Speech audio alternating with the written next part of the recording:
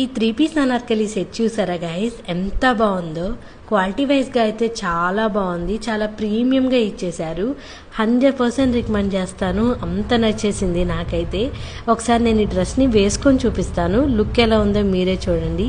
Look wise అయితే ఎలిగెంట్గా ఉంది. అసలు ఈ గ్రీన్ కలరే నాకైతే చాలా నచ్చేసింది. దీనిలో మెయిన్ హైలైట్ వచ్చేసి ఆర్గంజా దుప్పటా.